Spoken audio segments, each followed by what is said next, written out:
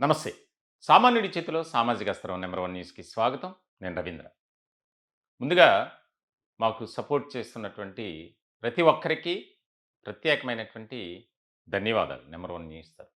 ఈ మధ్య కాలంలో ప్రభుత్వ ఉద్యోగులు ప్రధానంగా వారు ఎదుర్కొంటున్నటువంటి సమస్యలపై తరచూ వీడియోలు చేయడం జరుగుతుంది. దానికి సంబంధించి ఒక ప్రత్యేకమైనటువంటి న్యూస్ కూడా ఇస్తున్నాం. అంటే దాని ఉద్దేశ్యం ఏంటంటే ప్రభుత్వానికి తెలియచేయాలి. ఉద్యోగులు పడుతున్నటువంటి బాధలు గాని, వారి కష్టాలు గాని, వారి నష్టాలు అన్నిటిని కూడా తెలియజేయాలన్న ఉద్దేశంతోనే. ఇక్కడ కూటమి ప్రభుత్వాన్ని మేమేదో కించపరచాలి, అవమానపరచాలనే ఉద్దేశం అయితే మాది కాదు. ఎందుకనంటే రాష్ట్రంలో రాష్ట్ర ప్రజలు ఎదుర్కొంటున్నటువంటి సమస్యలపై సమరశంఖం పూరించింది నంబర్ 1 న్యూస్. సామాన్యుడి చేతిలో సామాజిక అస్త్రం అనే నినాదంతో సీఎండీ గారైనటువంటి మంచాల సాయి సుధాకర్ నాయుడు గారి నేతృత్వంలో ఎన్నో సమస్యలపై పోరాటం చేస్తున్నాం. ఉద్యమం చేస్తున్నాం. చాలా వరకు పరిష్కార దిశగా వెళ్ళాయి. ఇంకా కొన్ని మాత్రం పెండింగ్‌లో ఉన్నాయి. మా ఉద్దేశం ప్రజలకు, పాలకులకు మధ్య ఒక వారధిగా, ఒక సారథిగా ఉంటూ వాటిని తెలియజేయాలి. అట్ ద సేమ్ టైమ్ వాటి పరిష్కారం కోసం కృషి చేయాలి. ఆ ఉద్దేశంతో మాత్రమే. ఈ వీడియోని పూర్తిగా చూడండి స్కిప్ చేయకుండా. దయచేసి ఇంకెవరైనా సబ్స్క్రైబ్ చేసుకొని పక్షంలో ఇప్పుడే మా ఛానల్‌ని సబ్స్క్రైబ్ చేసుకొని మీ సపోర్ట్‌ని మాకివ్వాలని కోరుకుంటున్నాను. ముఖ్యంగా ఇప్పుడు ఒక టాపిక్ ఏంటంటే, రాష్ట్రంలో విద్యుత్ ఉద్యోగులు ఎదుర్కొంటున్నటువంటి కష్టాలు గాని, బాధలు గాని, గత 2 నెలల నుంచి వారు శాంతియుత పోరాటం చేస్తున్నారు. మా డిమాండ్స్ ఏవైతే ఉన్నాయో, వాటిని మీరు ఎన్నికలకు ముందు ఇచ్చినటువంటి వాగ్దానాలు గాని, హామీలను గాని మీరు నెరవేర్చండి. ఎందుకనంటే, మేము ఎంతో ఇబ్బందికరమైన, ప్రతికూలమైనటువంటి పరిస్థితుల్లో మా ఉద్యోగాలు ఉంటున్నాయి.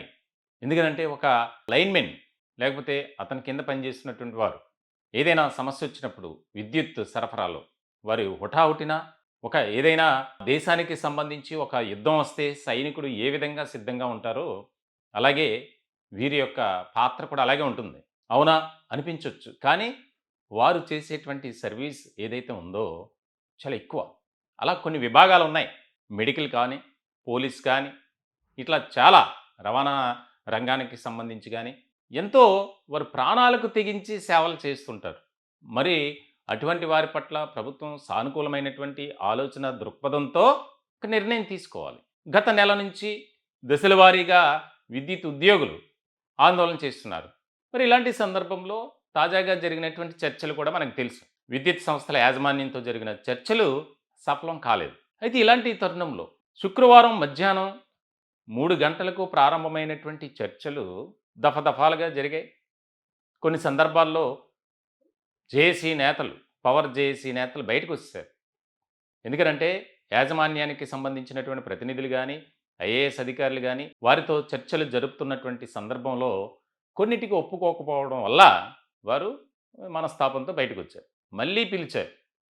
దాదాపుగా తెల్లవారుజాము 3, 4 గంటల మధ్య చర్చలు పూర్తయ్యాయి. చర్చల సారాంశం ఏంటి అంటే, తాత్కాలికంగా సమ్మెను విరమించుకున్నారు. దానికి రకరకాల కారణాలున్నాయి. ముఖ్యంగా రాష్ట్ర వ్యాప్తంగా ఉన్నటువంటి వేలాది మంది విద్యుత్ ఉద్యోగులు, అలాగే కాంట్రాక్ట్ ఉద్యోగులు, వారి భవిష్యత్తు అలాగే వారి సంక్షేమం కోసం ఒక కీలకమైనటువంటి నిర్ణయం తీసుకోవడానికి మేము సిద్ధంగా ఉన్నాం అని లిఖితపూర్వకంగా ఇచ్చినటువంటి సందర్భంలో వారు ఆ ఆందోళనను తాత్కాలికంగా మాత్రమే వాయిదా వేసుకున్నారు. మీరు చేయని పక్షంలో ఖచ్చితంగా మేము ఆందోళనకు సిద్ధమవ్వాలి. ఇది మెయిన్ కాన్సెప్ట్‌గా పెట్టుకున్నారు. ఇలాంటి తరుణంలో దాదాపుగా 24 అంశాలకు సంబంధించి ప్రభుత్వంతో చర్చలు జరిపారు. ఈ చర్చలు జరిపినటువంటి నేపథ్యంలో కొన్నిటికి ఒక హామీ వచ్చింది. ఎందుకనంటే ఒక సమస్య వచ్చినప్పుడు దాన్ని పరిష్కరించుకునే దిశగా ఒక ప్లాన్‌తో ముందుకు రావాలి. లేదంటే ఎక్కడా కూడా బ్రేక్ త్రూ అనేది ఉండదు. ఎవరో ఒకళ్ళు ఒక చోట తగ్గాలి. కాబట్టి ప్రభుత్వం కాస్త వారి భవిష్యత్తును, వారి కుటుంబాలను, వారి ఆర్థిక పరిస్థితిని ఆధారం చేసుకొని, దృష్టిలో పెట్టుకొని ఒక స్టెప్ బ్యాక్ వేసిందనే చెప్పాలి. నిజంగా ఈ సందర్భంలో విద్యుత్ సంస్థల యాజమాన్యాలకు, అలాగే ప్రభుత్వానికి సంబంధించినటువంటి ఉన్నతాధికారులకు, సామాన్యుడి చేతిలో సామాజిక అస్త్రం నంబర్ 1 న్యూస్ తరపున ప్రత్యేకమైనటువంటి ధన్యవాదాలు. ఎందుకనంటే ఎక్కడో ఒక చోట ఫుల్ స్టాప్ పడాలి. ఈ సమస్య అలా జటిలం కాకూడదు. వారు రోడ్డెక్కుతున్నారు. ఉద్యోగాలు చేస్తూనే వారు ఆందోళన చేస్తున్నారు. మరి అటువంటి వారిని ఎన్నికలకు ముందు మీరిచ్చినటువంటి హామీలే, వాగ్దానాలే వాటినే అడుగుతున్నారు. మొత్తానికైతే ఒక కొలిక్కొచ్చిందనుకున్నటువంటి సందర్భంలో కీలకమైనటువంటి అంశాలు ఏంటి? దానికి ఏ రకమైనటువంటి ఆహ్, నిర్ణయం తీసుకున్నారు అనేది ఒకసారి మనం పరిశీలిస్తే గనక ముఖ్యంగా మెడిక్లెయిమ్ పాలిసీ గురించి మాట్లాడారు. అన్ని ఉద్యోగులు మరియు పదవీ విరమణ చేసిన ఉద్యోగులకు మెడిక్లెయిమ్ పాలిసీ అమలు చేయాలి. దానికి సంబంధించినటువంటి నిర్ణయం కూడా టెండర్లు పూర్తి చేసి పాలసీని 60 రోజుల్లో అమలు చేస్తాం అని ప్రామిస్ చేశారు. రెండోది పాత పెన్షన్ పథకం ఓపీఎస్ ఓల్డ్ పెన్షన్ స్కీమ్ 1/2/1999 నుండి 1/9/2004 మధ్య చేరిన ఉద్యోగులకు ఓల్డ్ పెన్షన్ స్కీమ్ అమలు చేయాలని అభ్యర్థన. నిర్ణయం ఈ అంశాన్ని పరిశీలించడానికి ఒక కమిటీ ఏర్పాటు చేస్తామన్నారు. ఆ కమిటీలో managing director, joint managing director, అన్ని పవర్ యుటిలిటీల డైరెక్టర్లు, ఏపీ ఎంప్లాయీస్ యూనియన్ సంబంధించి జేఏసీ వీరుంటారు. అలాగే ఈ కమిటీ ఇచ్చినటువంటి నివేదికను ఆధారంగా చేసుకొని అమలు చేస్తారు. ఖచ్చితంగా అంటే ఓల్డ్ పెన్షన్ స్కీమ్‌కి అంగీకారం తెలిపినట్లే. ఇక్కడ కొద్దిగా మంచి శుభ పరిణామం అనే చెప్పాలి. అలాగే ఔట్‌సోర్సింగ్ కార్మికుల సమస్యలు, మూడో పార్టీ ఏజెన్సీలను తొలగించి నేరుగా చెల్లింపులు. దీనికి సంబంధించి ఒక కీలకమైనటువంటి పరిణామంగా దీన్ని మనం చూడాలి. ఎందుకనంటే థర్డ్ పార్టీ ఎవరైతే ఉన్నారో వారి ద్వారా వేతనాలు చెల్లింపు కార్యక్రమం ఏదైతే ఉందో కొంతమంది నష్టపోతున్నారు. ఆ థర్డ్ పార్టీ పర్సన్ వల్ల వారికి కొంత అమౌంట్ చెల్లించడం జరుగుతుంది అనేది వారి ఆవేదనగా ఉంది. సో ఇలాగా equal pay for equal work, సమాన పనికి సమాన వేతనం. తర్వాత ఇంకొక ముఖ్యమైనటువంటి అంశాలు జూనియర్ లైన్‌మెన్ రిక్రూట్మెంట్ విషయంలో కూడా కీలకమైనటువంటి నిర్ణయం తీసుకోవాలి. వారికి ప్రమోషన్స్ ఉండాలి. వారి వేతన పరిమితి అంటే వేతనాలని సవరించాలి అనేది ఒక ప్రధానమైనటువంటి అంశంగా కూడా చర్చ జరిగింది. దానికి యాక్సెప్ట్ చేసినట్లు కూడా తెలుస్తుంది. అలాగే కొన్ని అపాయింట్మెంట్స్, కారుణ్య నియామకాలకు సంబంధించి, అలాగే మెడికల్ గ్రౌండ్స్ నియామకాలకు సంబంధించి కొన్ని విషయాలలో ప్రభుత్వం సానుకూలంగా స్పందించింది. ఏపీ ట్రాన్స్కో మరియు ఏపీ జెన్కో ద్వారా నియామకాలకు సంబంధించి పాత నిబంధనలు, రెగ్యులేషన్స్ తిరిగి అమల్లోకి తీసుకురావాలని జేఏసీ అభ్యర్థించింది. దీనికి సంబంధించి నిర్ణయం రద్దు చేసి 13/10/2025 నుండి ఆర్థిక లాభాలు అమల్లోకి వస్తాయి. వారికి కూడా దానికి మాటిచ్చారు. తర్వాత జేఎల్ఎం గ్రేడ్ 2 ఎనర్జీ అసిస్టెంట్స్ నుంచి జేఎల్ఎం గ్రేడ్ 1కు ప్రమోషను. దీనికి సంబంధించి కూడా ఒక సానుకూలమైనటువంటి స్పందన వచ్చినట్లు తెలుస్తుంది. అలాగే పెండింగ్ డిఏ దీని మీద బాగా ఫైట్ చేస్తున్నారు. రాష్ట్ర వ్యాప్తంగా ఉన్నటువంటి ప్రభుత్వ ఉద్యోగుల్లో ఇదొక ముఖ్యమైనటువంటి అంశంగా మారింది. పెండింగ్ డిఏలు. ఈ పెండింగ్ డిఏలకు సంబంధించి మునుపటి వేతన దాని ప్రకారం 4 డిఏలు పెండింగ్లో ఉన్నాయి. ఈ అంశాన్ని పరిశీలించి తగిన ఆదేశాలు జారీ చేస్తాం త్వరలోనే అని వారి నుంచి వచ్చినటువంటి సమాధానం. అలాగే రిక్రూట్మెంట్ దాదాపుగా ఏళ్ల తరబడి ఈ యొక్క విద్యుత్ ఉద్యోగులకు సంబంధించినటువంటి నియామకాలు జరగట్ల. వారు కోరుకునేది అదే. దానివల్ల ఏంటంటే ఇప్పుడున్నటువంటి వారికి కాస్త పనిభారం తగ్గుతుంది కొత్త వారి రావటం వల్ల. అలాగే రాష్ట్రంలో ఉన్నటువంటి నిరుద్యోగ సమస్యను కూడా కాస్త క్లియర్ చేసినట్టు అవుతుంది అనేది వారి ప్రధానమైనటువంటి డిమాండ్. దానికి కూడా సానుకూలంగానే స్పందించింది. దీనికి సంబంధించి ఒక ముఖ్యమైనటువంటి అంశం ఏంటంటే అన్ని పవర్ యుటిలిటీల్లో ప్రాథమిక స్థాయి నియామకాలు చేపడతారు. నోటిఫికేషన్లు 30 నవంబర్ 2025 అంటే వచ్చే నెల చివరకు కొన్ని నోటిఫికేషన్స్ విడుదల చేస్తామని ప్రామిస్ చేశారు దీనికి సంబంధించి.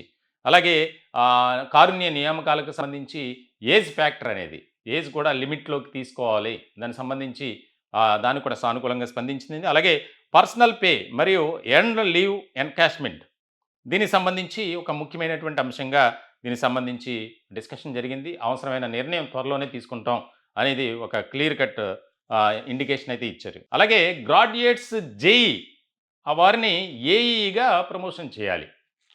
అంటే జూనియర్ ఇంజనీర్ నుంచి అసిస్టెంట్ ఎగ్జిక్యూటివ్ ఇంజనీర్గా, దానివల్ల వారికి చాలా లాభం ఉంటుంది. దాని గురించి కూడా డిస్కషన్ జరిగింది. అది కూడా మేము పరిగణలోకి తీసుకొని డిస్కస్ చేస్తామని చెప్పారు. అలాగే ఇంకా కొన్ని ముఖ్యమైనటువంటి అంశాల మీద కూడా బేసిక్ పేకి సంబంధించి, శాలరీ పెంపుదలకు సంబంధించి వాటిల్లో కూడా ఇదైంది. ఇలాగా కొన్ని ముఖ్యమైనటువంటి అంశాలలో వారు కాస్త దిగొచ్చినట్టే మనం చెప్పుకోవాలి. అలాగే లాంగ్ పెండింగ్ గ్రీవియన్సెస్ కొన్ని అంశాలు విద్యుత్ ఉద్యోగులకు సంబంధించి పెండింగ్‌లో ఉన్నాయి. వాటిని కూడా క్లియర్ చేస్తామన్నది. నెక్స్ట్ ఇంకొక ముఖ్యమైనటువంటి అంశం ఏంటంటే బదిలీలు. 3 సంవత్సరాల కంటే ఎక్కువ కాలంగా ఒకే చోట పనిచేస్తున్న ఉద్యోగులకు బదిలీ అవకాశం ఇవ్వాలని డిమాండ్.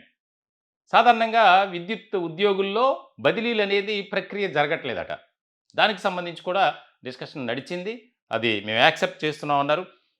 నిర్ణయం దీనికి సంబంధించినటువంటి డెసిషన్ ఏంటంటే బదిలీలను పూర్తిగా సర్వీస్ రిక్వైర్మెంట్ మరియు జనరల్ ట్రాన్స్ఫర్ పాలసీ ప్రకారం అమలు చేస్తాం.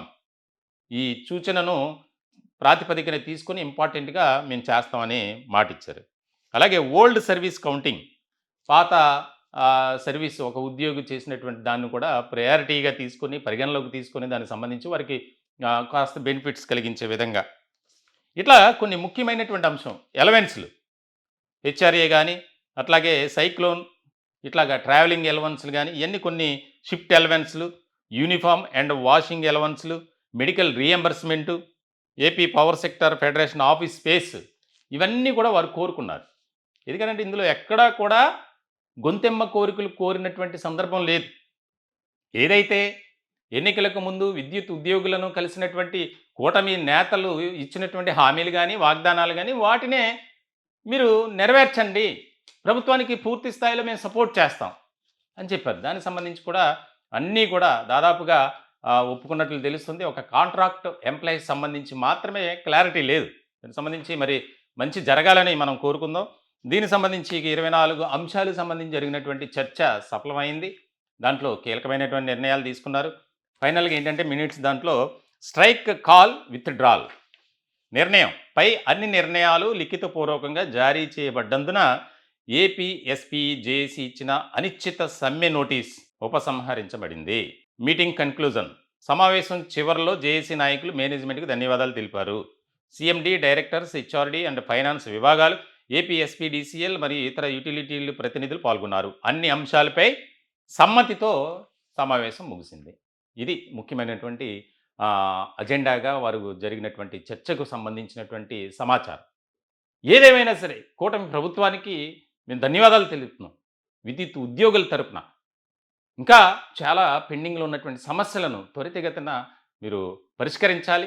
అలాగే కాంట్రాక్ట్ ఎంప్లాయీస్కి సంబంధించి కూడా సానుకూలమైనటువంటి ఆలోచన విధానంతో నిర్ణయం తీసుకోవాలని మేము కోరుకుంటున్నాం. ఎందుకంటే దాదాపుగా 30,000 మంది కాంట్రాక్ట్ ఉద్యోగులు ఉన్నారు. వారు నిజంగా ఎంతో ఇబ్బందులు పడుతున్నారు. మరెన్నో ప్రతికూల పరిస్థితుల మధ్య ఉద్యోగాలు చేస్తున్నారు. వారి భవిష్యత్తు అనేది చాలా ముఖ్యమైనటువంటి అంశం కాబట్టి వారిని కూడా వారి భవిష్యత్తు కూడా ఆలోచించాలని మేము కోరుకుంటున్నాం. ఈ టాపిక్పై మీ విలువైనటువంటి అభిప్రాయాలు కామెంట్ రూపంలో తెలియజేయండి. దయచేసి మా ఛానల్ని సబ్స్క్రైబ్ చేసుకోండి. Thank you.